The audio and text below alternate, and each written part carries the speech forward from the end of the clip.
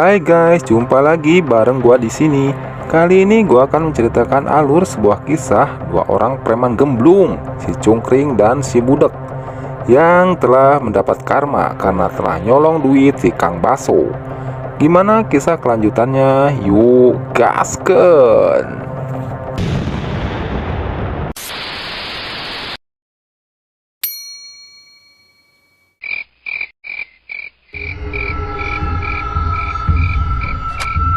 Suatu malam dikala Kang Baso sedang istirahat di bawah pepohonan tua, tiba-tiba si Ocong mucunghul mondar-mandir, entah apa yang ada di pikiran si Ocong. Dengan mata lelah dan semblep, Kang Baso itu pun perlahan membuka matanya karena ada sesuatu yang dikira lewat dan tersembunyi di balik pepohonan. Kang Baso itu pun merinding. Ternyata di balik pohon itu nampak sosok kain putih yang gutak gitu, seperti menahan bujur yang gatel. Si Kang Baso pun kaget, teriak histeris, karena ternyata sosok itu adalah Ocong yang lagi viral di sosmed. Kontan Kang Baso pun lari terbujur-bujur guys. Setelah Kang Baso itu ngacir karena melihat ketampanan si Ocong, tiba-tiba dua preman gemblung itu pun, si Cungkring dan si Budek botak, mucunghul menghampiri gerobak bakso yang tak berpenghuni. Kedua preman gemblung itu pun saling bertanya-tanya. Kamu nanya, apa gerobak bakso itu ada orangnya atau kagak? Kata si Budek. Si Cungkring pun menerangkan kalau si Kang Basonya sedang pergi.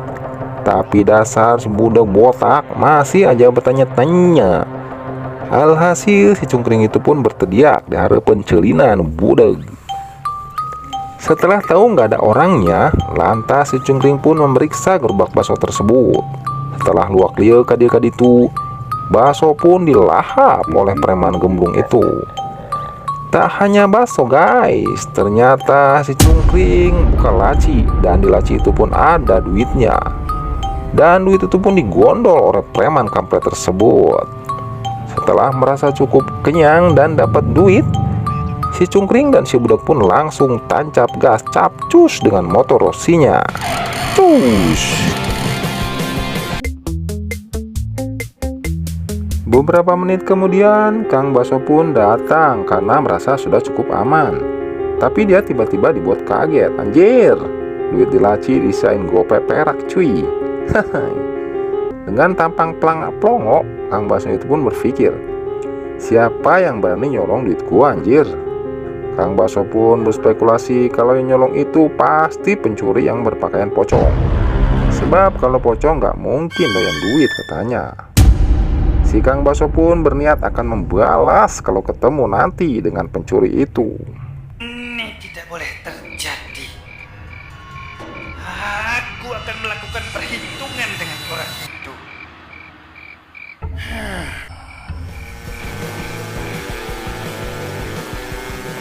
Di tempat lain, tampak kedua preman gemblung itu masih tancap gas dengan motor Rossinya.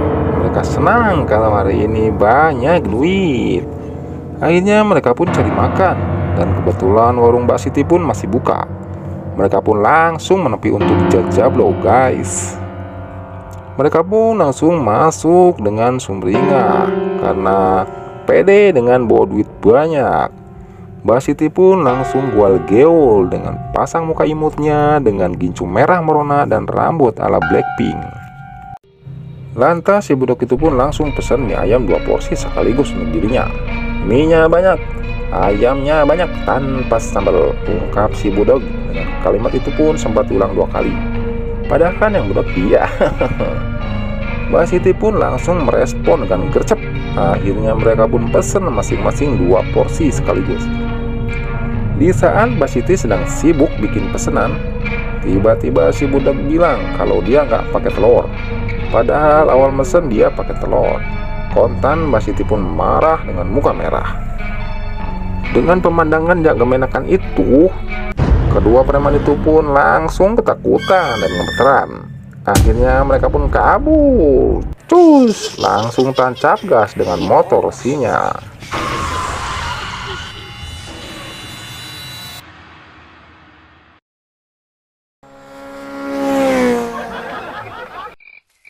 Jangankan untuk Sementara Kang Baso itu dengan mengekspresikan kekecohannya, Kang Baso itu pun menyanyi sambil mendorong gerobaknya. Dia sedih karena modalnya habis semua. Si Kang Baso botak pun sadar, gak usah dipikirin, toh rezeki bisa dicari lagi, gumamnya. Akhirnya Kang Baso itu pun melanjutkan perjalanan. Tiba-tiba dari kejauhan terlihatlah sosok pocong yang lagi lompat-lompat dari pohon satu ke pohon lain. Kang Baso itu pun melihatnya, tapi dia nggak takut. Dalam pikirannya itu adalah pencuri yang menyamar menggunakan kain pocong. Begitu Kang Baso itu menantang kalau dia yang nyuri duitnya, si Ocong pun nggak nongol-nongol. Akhirnya Kang Baso itu pun menghitungnya agar pencuri itu keluar. Tapi apa yang terjadi, guys? Tiba-tiba si Ocong sudah ngajelegedeg tukangan Kang Baso dengan wajah tampannya. Kang Baso itu pun langsung tak menyadarinya. Tapi dikala si Ocong bertanya kepada si Kang Baso, sontak Kang Baso itu pun takut dan kaget ketika menoleh ke belakang. Dan dia pun langsung ngacil bersama gerobaknya yang didorong-dorong.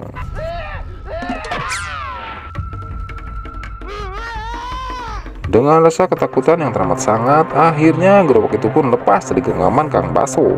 Dan gerobaknya itu pun meluncur secepat kilat seperti kereta listrik Jakarta-Bandung. Dari arah berlawanan terlihat kedua preman itu gemblung itu pun sedang ngebut karena dikejar Mbak Siti, penjual mie ayam. Ternyata Mbak Siti pun juri, guys. Karena takut, preman itu pun tambah ngebut untuk menghindari juri mie ayam. Ternyata hari apes itu tak ada dalam kalender, guys. Dari arah yang saling berlawanan, gerobak dan motor pun meluncur dengan cepat. Alhasil, sudah kuduga, tabrakan pun tak terhindarkan. Akhirnya mereka berdua pun kena karma yang sangat mengesankan.